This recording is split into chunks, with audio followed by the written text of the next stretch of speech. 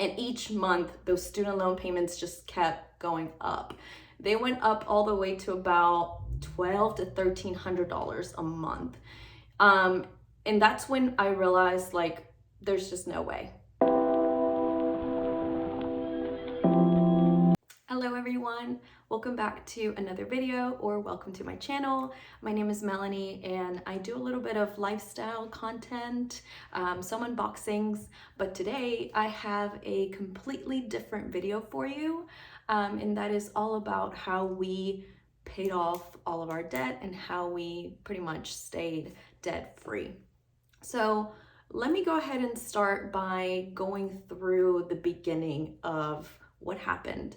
How did we accrue $150,000 worth of debt? Okay, it didn't just happen overnight, or at least it felt like it.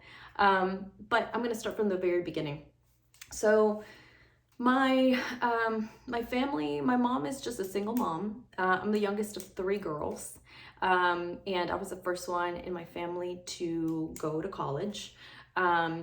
And because of that, I was always very driven, always motivated to show gratitude to my mom, and just always thankful. And my husband, when I met him in college, he was also the youngest of 3 boys. His family was from a very humble, background. His parents are still together, but they always encouraged him. And they saw that he was a really good student, so they encouraged him to go to school. And because of that, we both met at a private university, which for me, things went pretty well. I was a business major, and I knew I wanted to pursue business from the very beginning because I already gravitated towards that even in high school, and I did some competitions and things like that. But for him, he was still kind of undecided. So as he entered that university, they asked him, like, what do you like? What's your interests? And he's like, of course, like any other, young guy. He's like, well, I like sports. And they're like, oh, kinesiology. And, they didn't really give him a lot of guidance or, background to what that would entail, as with kinesiology later on down the road. There's really not a lot you can do unless you have some sort of further education. So he didn't really know that that was going to be the case until like his senior year, when he realized that he was either going to have to go to physical therapy or like physician's assistant school.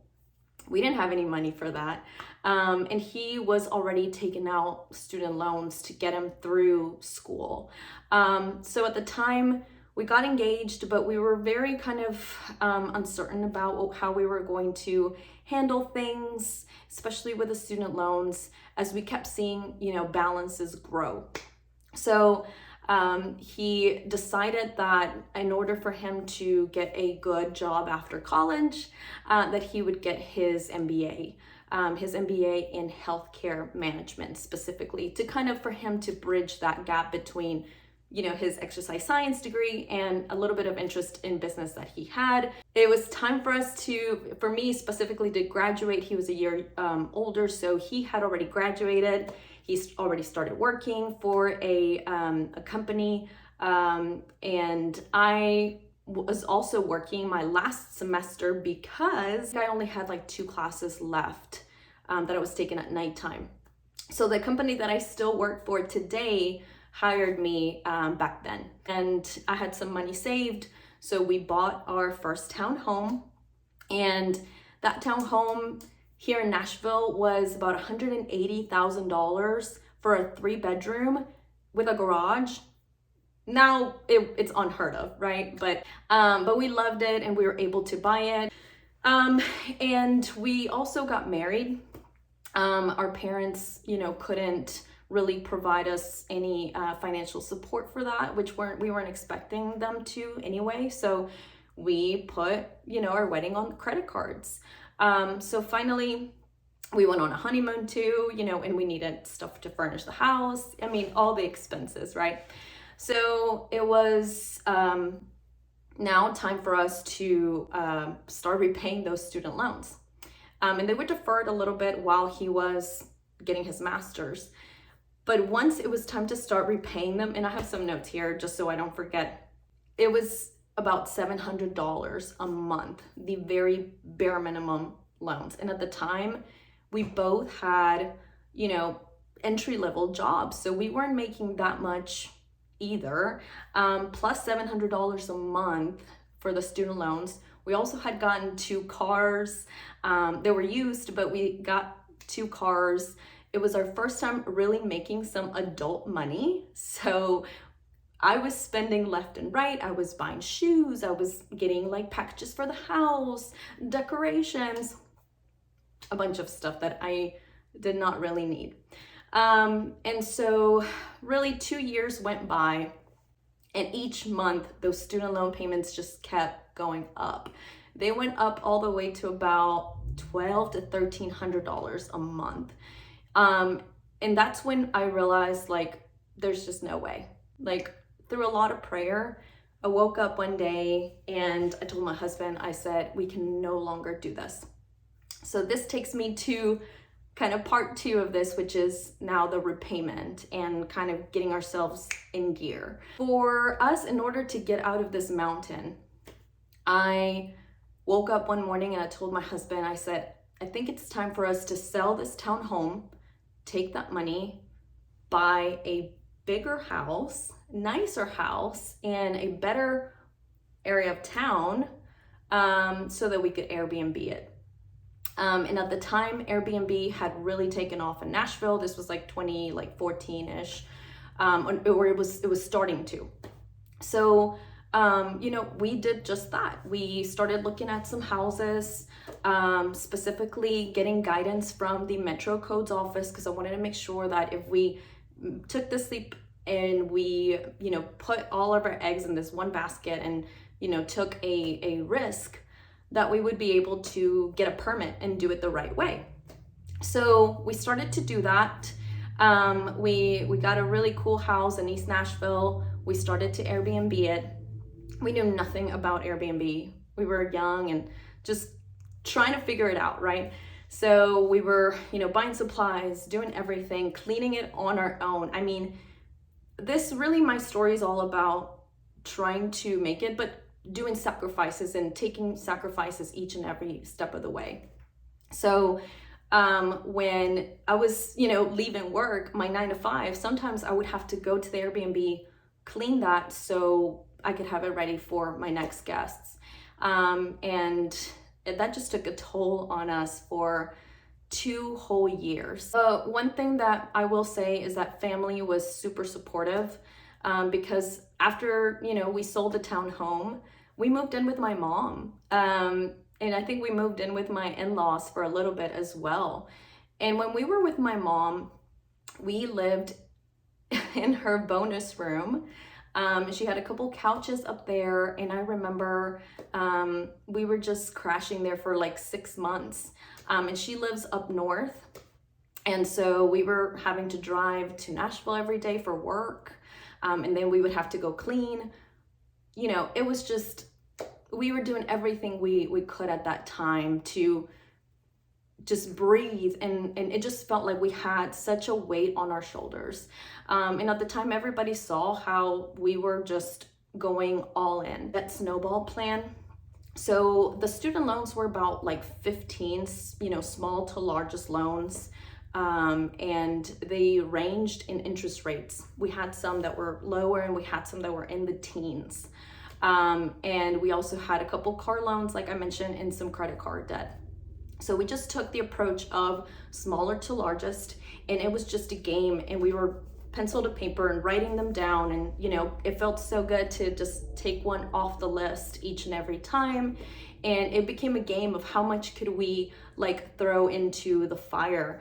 For a while there, we were living very frugally. After we were also paying for the student loans and all of our debt, we were simultaneously saving some money so that we could also move in somewhere for us to live.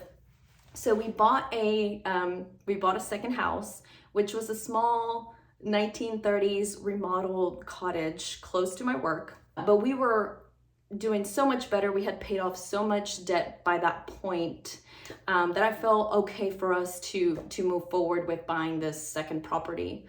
It was close to work, so we sold both cars.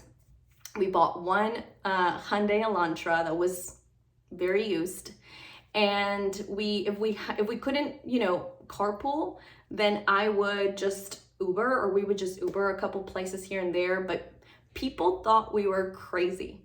People thought we were crazy that we only had one car, that we were like cleaning, that we were doing all these things, that my husband had a second job also detailing cars. I mean, people thought we were crazy. But that's what you do in order for you to get yourself out of the hole that you're in. And so we were so focused that, you know, we were really barely eating out. I was shopping at the dollar store, at Aldi. I mean, no shame. I was literally just doing whatever I could to ensure that we had our costs low. So a few different things that we, you know, definitely used as we were going through this. Once we paid off our credit card debt in full, we had available balance or available credit. So we would get these letters in the mail from our banks saying, hey, you have, you know, credit availability. We have these 0% checks for, let's say, 12 months or 18 months. We saw them, I think, up to like 24 months at one point.